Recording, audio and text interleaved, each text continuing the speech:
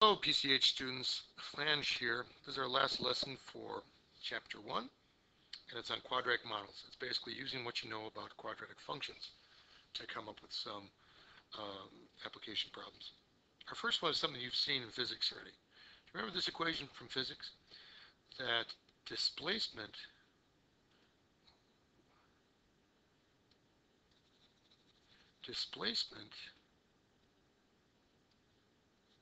S equals 1/2 a t squared plus initial velocity times time plus initial displacement.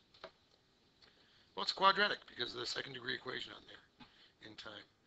So now, I don't expect you to memorize this for math. You will eventually for taking your AP test. So I'll always give you this equation. You have to know, though, be familiar with these terms like acceleration, initial velocity, displacement, and time. So you can use something like this to answer, let's say, how fast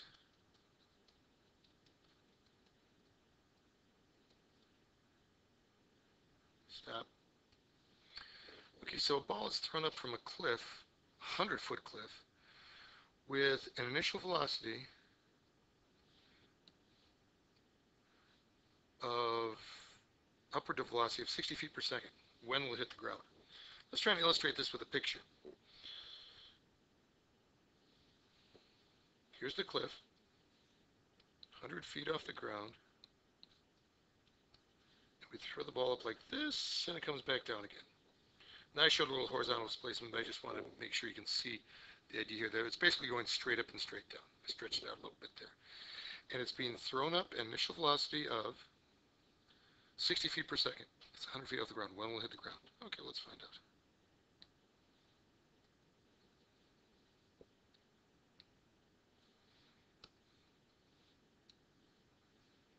So it's going up at 60 feet per second.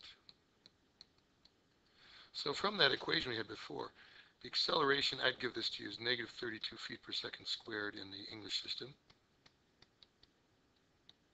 You'd have to know that the initial velocity is 60 feet per second, positive, because it's being thrown up. We can set up a reference level of this being 0. So our initial displacement is 100, and we want to know when we get a displacement of 0, 100 feet. So we go ahead and put that into the formula. Displacement equals 1/2 at squared plus initial velocity times time plus initial displacement. So 0 equals 1/2 times negative 32 t squared plus 60t plus 100. And we go ahead and solve that. Okay, and I put the values in, and we're trying to solve it, and check this out. It factors 4t, t, 5, 5. Let's make this one negative and this one positive. Yeah, and negative 20 plus 5 is negative 15t. So you get t equals negative 5/4, or t equals 5 seconds. So the only one that makes sense here is at t equals 5 seconds. Negative time doesn't make sense. Why is it giving us that answer? Well, because if you look back up here, it's assuming that you started from down here. So yeah, we might have had this as one of our answers. That makes sense. T equals 5 seconds is when it lands. But we're also seeing this other answer at negative 5/4. T equals negative 5/4. It's assuming the cliff wasn't there and that you actually shot it from down here at a greater speed, at higher than 60 feet per second, and then we'd get sort of a similar path over this way as it came down. Okay, next example. Real gem, maximum revenue. A small theater has a seating capacity of 2,000. When the ticket price is $20, attendance is 1,500. For each dollar decrease in price, attendance increases by 100.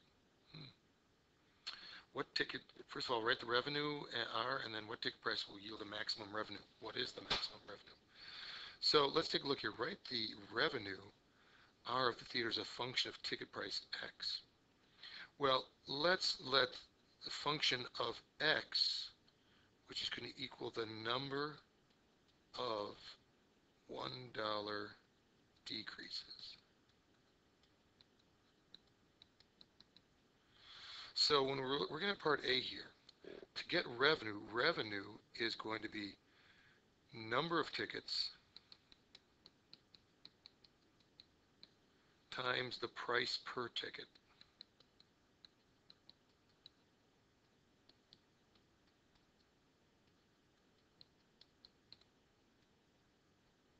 Number of tickets times the price per ticket.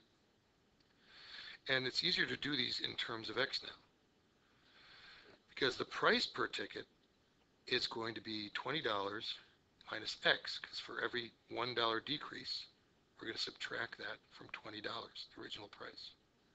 Now the number of tickets, though, as we decrease the price, we get more people signing up. For each dollar decrease in price, attendance increased by 100. So we might have started off with initially 1,500 people, each paying $20. But now we're going to add on 100 people for every time we lower the price by $1. So that's number of tickets is 1,500 plus 100x. That's an increasing function. And the price is a decreasing linear function. And we multiply the two together, we get a revenue function, which is a quadratic. Now, what ticket price will maximize the revenue? Well, let's take advantage of the factored form here. We can find the roots here, and the roots are going to be when r equals 0, when we get no revenue. 1,500 plus 100x, set that equal to 0. Divide by 115 plus x equals 0. Add x equals negative 15. And our other root, 20 minus x equals 0. X equals 20. What do these two things mean? Well, at x equals 20, we've basically lowered the ticket price too much, and we have no income because we're not charging anything per ticket. At x equals negative 15, we've basically gone backwards and increased the price so much that now nobody wants to come. So the number of tickets goes down to 0. These two form the roots of a sad parabola. I know it's sad because the leading coefficient is going to be negative. Look at the expansion here. If we expand this out, we're going to get negative 100x squared. This is where though the factored form for the quadratic is handy. It's going to go like that. Here's our x, and here's our revenue. And halfway between the roots, then, will be our maximum revenue. So, the average of the roots. Remember that trick from doing factored form? So, that x would be negative 15 plus 20 over 2, or 5 halves, 2.5. So basically, $2.5 increases. Let's see what the questions ask. What price will yield a maximum revenue? What is that maximum revenue? So here's the point. We do the price will be, as we said, 20 minus x. So that's 20 minus 2.5. So we should sell tickets for $17.50. That price should maximize the revenue. And what will that revenue be? Let me get on my calculator. Okay, did the calculations. The max revenue is going to be when we put $2.5 decreases in there. So I put 2.5 for x into both these equations, and I came up with $30,625. Wow, that's a lot. Now, one thing to be careful of this, it was mentioned that the max capacity was 2,000. Did we exceed that? Let's head on down here and find out. Our final capacity was 1750, so we haven't exceeded the max capacity, so we can go with this. If you found that the peak of the parabola ended up going past your maximum capacity, you got to be careful. Now, this is not capacity down here, this is x. Capacity is 1,500 plus 100x, the number of people that you have in there. Okay? All right, flange out, out.